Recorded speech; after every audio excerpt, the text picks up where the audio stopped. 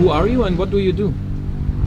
Το όνομά μου είναι Σοκράτης Λαμπρόπουλος και εδώ στην Κόρινθο, στην Ελλάδα, έχω μία σχολή, ένα εργαστήριο ελευθέρων σπουδών, όπου τα παιδιά έρχονται και κάνουν διάφορες δραστηριότητες, καλλιτεχνικές δραστηριότητες, όπως ζωγραφική, χορό, θέατρο, μουσική, και εγώ είμαι υπεύθυνος για τα τμήματα των εικαστικών, γιατί είμαι εικαστικός.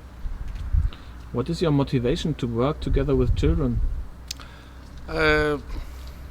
Θεωρώ ότι η ιδέα που έχω γι' αυτό, για τα παιδιά, είναι ότι καλό είναι να τα αφήνουμε ελεύθερα, να εκφράζονται με το δικό τους τρόπο και χωρίς πίεση. Το μόνο που χρειάζεται είναι να τους δίνουμε τις ευκαιρίες και να τους δίνουμε τα ερεθίσματα για να μπορούν να κάνουν μετά αυτά ό,τι νομίζουν καλύτερο για τον εαυτό τους.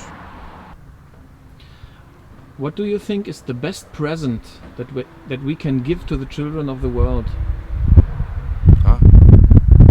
I really don't know.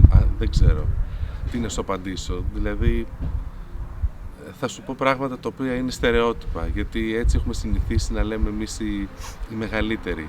Νομίζω ότι το καλύτερο θα ήταν να ρωτήσουμε τα ίδια τα παιδιά τι θέλουν και αν μπορούμε να τους το προσφέρουμε.